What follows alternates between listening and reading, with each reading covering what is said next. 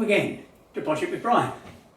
Today we're going to talk about the Makita MLT100N Table Saw. Now I've had one of these on my site. It's a bit beaten up these days and it'll go to the next site a bit beaten up and get beaten up a little bit more I expect. But I was so impressed with its features that I thought time to have a new one in my upper workshop. So what we're going to do today is we're going to show you the unboxing of this new 240 volt version. I'm going to put it, we're going to put it together, and then we're going to put it on its stand, and I'm going to tell you afterwards what the features are, what drawbacks I think it possibly has, and then my overall comments. If you're not already a subscriber, hit the subscriber button now and hit the ding bell, and we'll tell you when the next one's going to be on. So let's get right on it. This is the box. It's physically large because the table saw itself is bigger than average. It's weighty too. It's got two handles which can tear when you move it, but it is a two-man lift.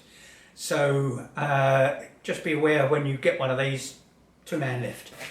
Don't struggle on your own. We're going to take the knife and we're going to open the box.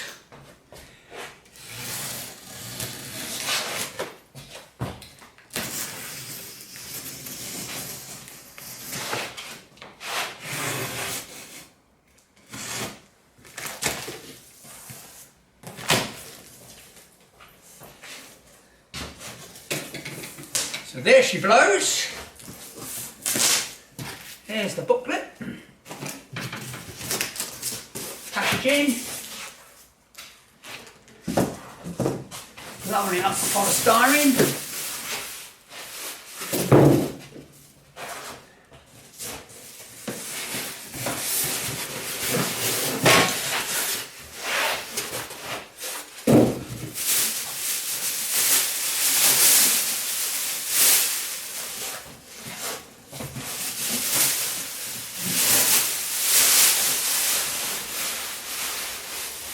And there she blows. Complete with guard, riving knife, and all packaged up. So the next thing you'll see is it out of its box, because the cameraman's got to help me lift it out of the box. So we'll lift it out of the box and onto the floor. So it's out of its box now, and what we're going to do is unbox here, but just to show you, we've got this loose in the box, and I can assume this is going to be an anti-kickback device of some sort. We'll find out later. This was loose, but the more important thing about it is it looks like it's had heat to release it from wherever it's been, and don't know why that is. The bottom of the box has got something sticking out of it, and Makita, quite honestly, I think that part of the packaging could be better. So let's go to the opening of the box. I'm going to turn it this way, given that that's sticking out. So this is probably the bottom.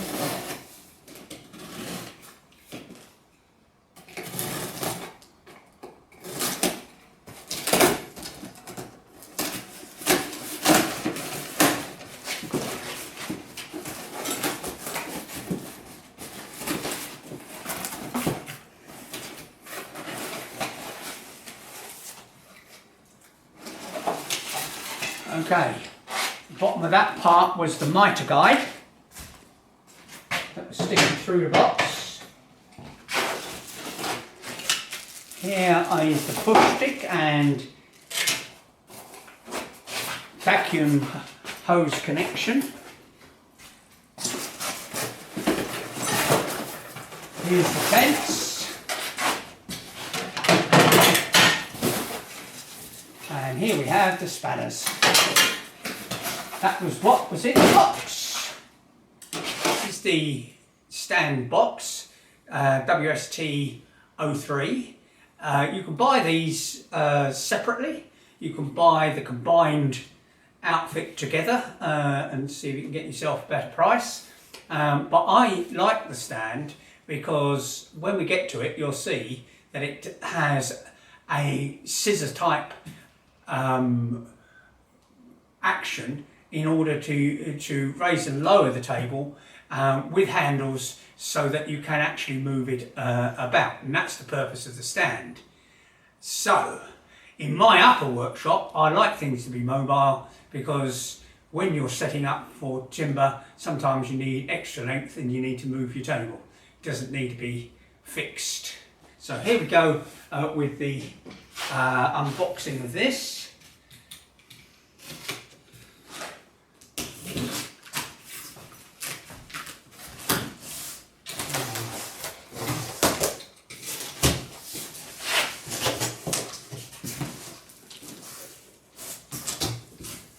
Here's the booklet again.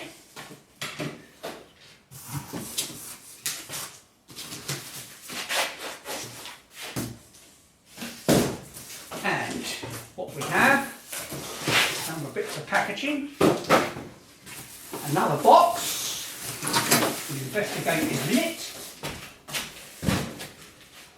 and this again is going to be a two-man lift to get it out. So in a moment I'll use the cameraman to get it out and you'll see it out of its box ready to be assembled. It's out of the box now and we've got tie wrap holding it together a little bit. You can see the carrying handles or the push handles here, and this is going to operate the scissor lift. It's got a big spring to take the weight, and we're going to unbox this, which I think is going to be the wheels for this end, which are going to go with that other piece of material that I showed you a moment ago. So I'm undoing it.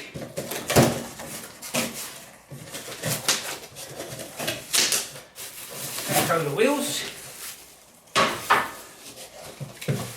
with their locks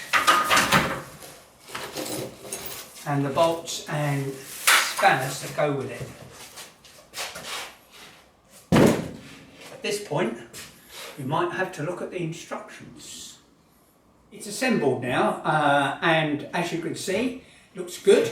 The handle at the front raises and lowers the scissor action, as you can see.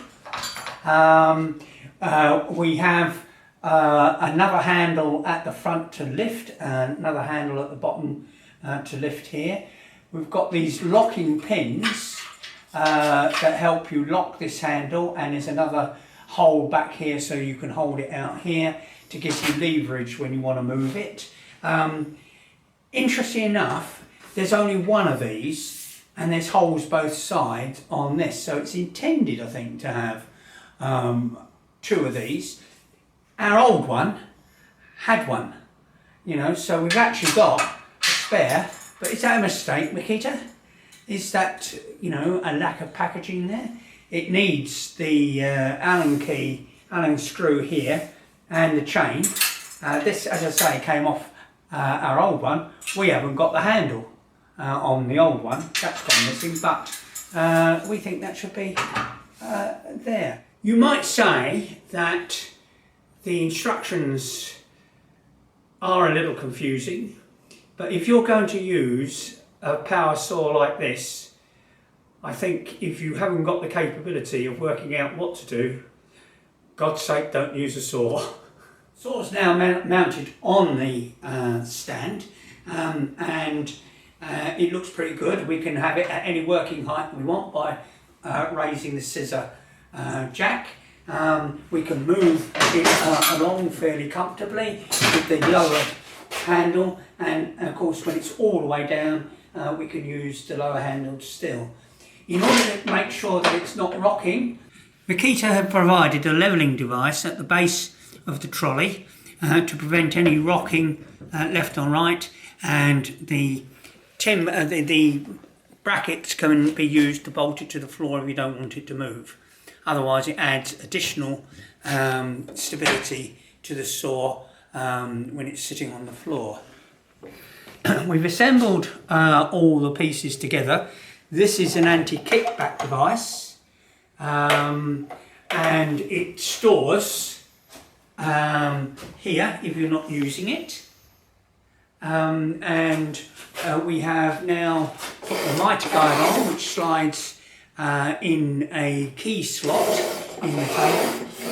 I can tell you that on my old saw, I bought a new mitre guide, and these plastic pieces seemed to come out and loose, so I needed to glue them in. These feel fairly firm at the moment, so that's good news. The fence is installed now, and that can go left or right of the table. And what we've also done is we've taken off this blade storage unit here, but it also stores the tools, so you can put the Allen key in it, the wrenches, and there's 2 wrenches when you change the blade. We have discovered what the problem was with the plastic piece here. It looks like during manufacture they use a heat process to melt down a stud, and that has stood the test of transport. And if I look at my old unit, lo and behold, same problem. Makita haven't learnt about this issue. It would be better fixed some other way than melting the plastic studs, I think. What its plan is that there is a right angle guide for setting up the blade, and that is meant to store in there, like so, probably the other way around, like so, and that's what would have happened here, unless we'll find some method of refixing this piece on. It's not up for a warranty claim, but a little bit of attention to detail, Makita would be welcome. Okay, so the guards are all in place, as we said, and I have actually fitted the anti-kickback for the moment. You have the beauty about this bench is that it has a sliding table. So if I remove the mitre guide for the moment, like so, you've got the sliding table.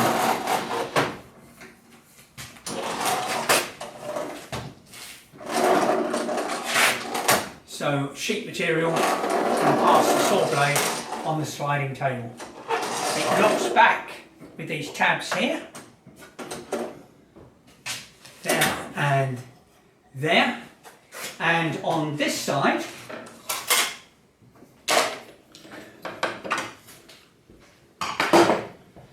moving everything across, we have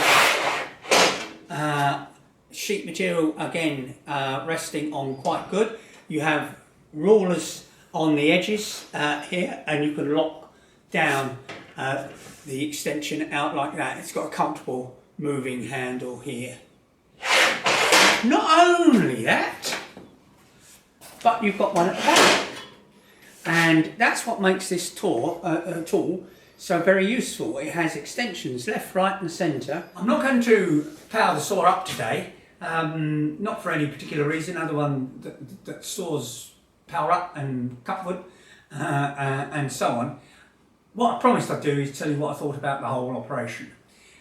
At the moment, I'm very pleased with it. It is a lovely saw. Its downsides, it's heavy to move. It's a 2-man lift, but on the trolley it makes it easy to manoeuvre once it's out of a vehicle or on its base and so on. It's annoying that the plastic piece from the blade storage unit is broken off before you even start. It's not a warranty claim. It's annoying. I'll probably find a method of fixing it, and but it is annoying nevertheless. And the fact that we've got a pin minus missing on the handle at the bottom means that quality control should have picked that up at the time of packaging. The good thing that has changed on my older one to my newer one is the metal blade insert. Good news that Makita have changed the saw plate to metal now. The old plastic one used to break, but bad news that we've still got the same 6 fiddly little screws when you need to change a blade. So overall, I'm pleased with the purchase. I think you would be too if you had one of these. And don't forget that we're on Instagram, Facebook and Twitter. Don't forget to subscribe if you haven't already. And the link below will point you in the direction where you can get one of these.